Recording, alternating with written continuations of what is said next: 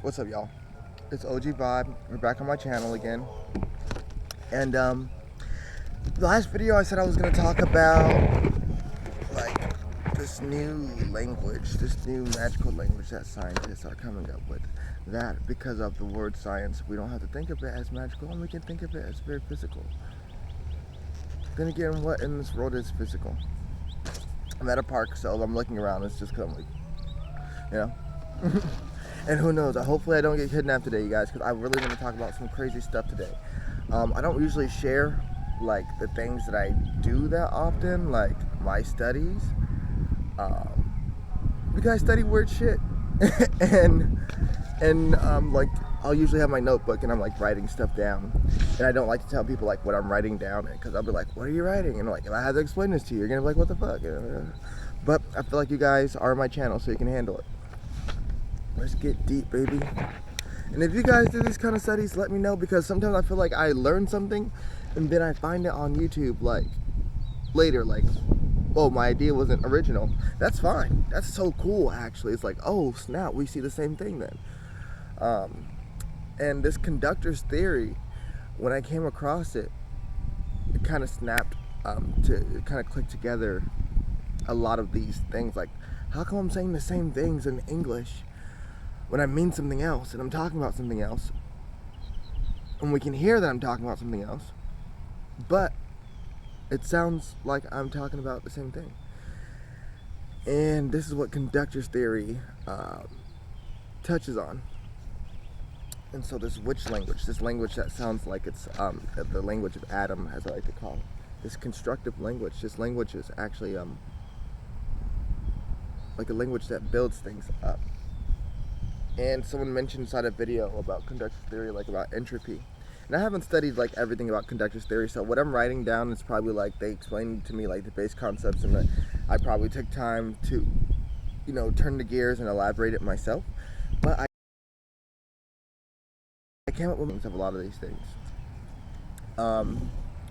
And also, I'm gonna let you guys know now, I'm writing like a graphic novel thing. It's called the Grammaticon. It's supposed to teach people about the power of words and, you know, how to use it. And for so long I've been like afraid to, like, how am I gonna even start writing that down? Like, how am I even gonna start sharing that? And if I should start sharing it, because I felt like there was a lot of knowledge in there. But half the time, usually people are like, I already knew that. Not in that way, like they'll still read it and still can find it as profound, but they'll come back to their senses and be like, I somehow knew this on a level, but we're here to put it into words so we can really grasp it, and give it definition so we can see it a lot clearer. Oh, and I have my book here today. This is my art book, but as you can see, these are just like some like crazy notes that I'd be writing up in here. And again, yeah, I want to touch on that conductor's theory thing. So conductor's theory, to me, it breaks it down basically into this, and why it's the same words, but it sounds like, but we're talking about two different things. Because it's the same words to describe those things, but we're talking about something else, and we don't have words. We don't have new words to describe those things, or some type of hyphen or parenthesis to say what we are describing. So hopefully we can put those into language. So for me, when it comes to conductor's theory, I wrote down some notes actually, but basically conductor's theory comes down to what it's like thermodynamics versus what I'm now going to be calling chromodynamics, like time dynamics. So in this reality, or what we're able to physically see in front of us when it comes to colors and sounds, are thermodynamics.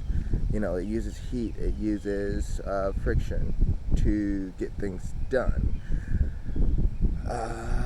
to change things as well, to give it phases, to give it to make something new or give it to meaning. It uses heat and colors and physical sensation. So that's thermodynamics. When it comes to chromodynamics, I've broken it down to using emotion and time. And I'm going to get into all that stuff. Like I said, I'm writing this down. Like, emotion and time what? So with thermodynamics, you're looking at energy and time, where the energy, where you have over time, energy is going down. With chromodynamics, time is that element. Damn, boy. I didn't get this far trying to explain it, so I'm gonna have a little bit of struggles, but let me use some of the words I got on this paper right here. So we're looking at construction and deconstruction of things when we talk about when we're phasing over from one conversation to the next. We're talking about the construction and deconstruction of things. The paper's dancing with me. About the construction and deconstruction of things. So I drew this little nice picture because I was like, what the hell? Because in my mind I do this thing where I go, and it's like I try to break the thing apart and then put it back together again. So here it is. I'm got these little things too. My friend, he taught me some really interesting things. So humans, apparently, they can only conceive of things in sets of 7. They can only count. They can only spot something in a set of 7. After that, it's indistinguishable. I think that's cool. Because 7 is a number used in a lot of places, and we talk about discovery, what did humans make? But half the time, we're not discovering something; we're recovering something. Similar to how, what's that man's name that went to America? I done forgot this man's name. Columbus. How he said he discovered America, but he didn't discover it. He's recovering it. So a lot of the times we can look at some information as recovered and not necessarily discovered, like musical notes. I'd call that recovered information, because to make a harmonic sound, something that we consider harmonic, it has to take place within a scale, and that scale has 7 notes. Or to see colors, it has to take place in that scale, and that scale includes 7 colors, basically. And yeah, it does go into a range or a spectrum, but there are points, those points that equate to that major scale, the harmony, what we can perceive. We don't perceive disharmony, we can't function in disharmony. So this is the picture I was talking about. Here's an object. This is a person or something. I do this to anybody. This is my little story, my little Adam and Eve story. I'll read that to you another time. So this is an object, and break it down into its components. Thermodynamics, conductor's theory, basically. But conductor's theory puts it back. So you can't have one without the other, really, because one's keeping it together and one's allowing it to have separate parts. So, with conductor's theory, basically, it allows you to know what certain things are. Damn, this video is going to get so long, I didn't even get to really start explaining anything to you guys. But yeah, it really allows you to explain what certain things are. So, I'm just going to read down my page because I feel like I don't know where to start right now. So, machine is an actual force, right? Machine, or motion, they create waves. A machine is an entity with moving parts. A machine is capable of making its own decisions. So a machine that's capable of making its own decisions, we call that a life form. I see you're breaking down something that you recovered, and you're breaking it down to its elementary parts, and you're saying, okay, this is what this thing is. A human being. So I've concluded a human being is a machine with moving parts, capable of making its own decisions, which we call a life form. And now we can use that to express other things. What other thing has moving parts, creates waves or motion, an entity that's capable of making its own decisions, or something that we call a life form. Uh,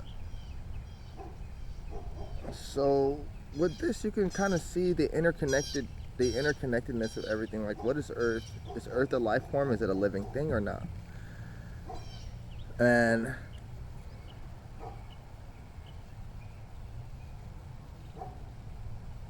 how do the moving parts work together to create motion, and something that's capable of making its own decisions. So what do you mean the Earth is capable of making its own decisions? We don't tell the Earth to create hurricanes when it does. We don't tell it to make volcanoes when it does. We don't tell it to even give us life. We never told it to bear fruit. We never told it who's giving these decisions. And don't think too hard about it. Don't think too hard about it. You're a human being. You can ask yourself the same questions. But this thing that's motioning, that's providing energy, that's capable of making its own decisions, and capable, I think the only thing the Earth can't do is reproduce. But can it? Yeah, it can actually. Because what we're going to do when we go to other planets, we're going to make it like Earth. This is our home, you know? Or we're going to find other Earth-like planets. We're going to find either people to relate to. We're going to find another planet to impregnate. So yeah, Earth is a living being. The Earth is a living being. Treat it with respect. We love you, Earth. And it can hear that. It has ears. And we are the ears of the Earth too. Like, you gotta understand, a living being doesn't only mean like one person. Like I said, it's an entity with moving parts, capable of making its own decisions.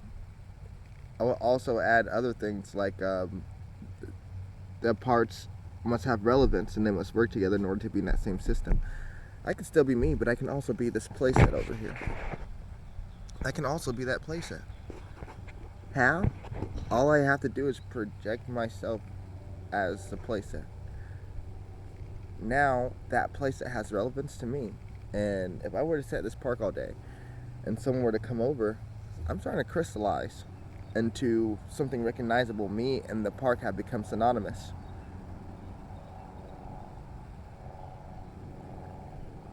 Now we have a connection, and now we are an entity. So you open up a restaurant, you open up a store, you open up a business, you have a child, anything. The more you associate yourself with that and create a crystalline, a pattern, then you can see how you have now become a part of that thing. Or even with other people. You can become a part of other people. Yes, we see these mob mentalities. They have become an entity or a creature of their own. You know? And yeah, everything is connected, but when you have to, sometimes you have to step back and be relevant. Because if you look at everything, then it's going to be everything. But if you try to focus in on something, then you can create an entity out of what you're focusing on and see how those patterns connect. These are what we call those connections, and that's why connections can feel so alive, and how come connections do have these patterns. They're living entities. So, damn, this video is getting long, y'all. I'm about to end it soon. But living entities, and I'm gonna get more into my studies. Like, I gotta make it make sense to y'all too, because I'm just like writing shit down. But like, I'm gonna put it in 1, 2, 3. But yeah, try to listen for that. That doesn't mean be scared of what an entity could be or where an entity could be. It just means that now you understand when you're feeling something going wrong, when you're feeling something is amiss, you can consider that an entity. Like, oh, this feeling is a feeling that has motion. It creates waves, moving parts, capable of making its own decisions. It's an entity. Depression, anger, these feelings that Earthlings are plagued by. We say plagued by because we subconsciously know it's an entity. Um, and those are entities that, because of conductor's theory, we're able to actually see now, and we can focus in and say, okay, this has moving parts, this is this, let's label this, give it definition, create it, and now we have the means to deconstruct it.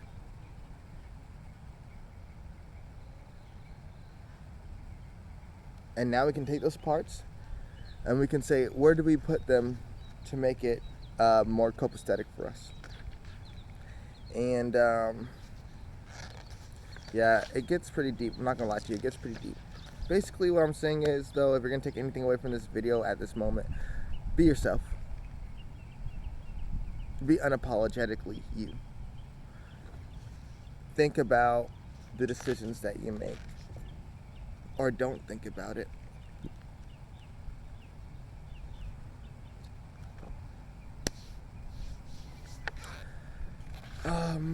Continue to be a being of light. Continue to be an entity of growth. Continue to be an entity, a bigger entity,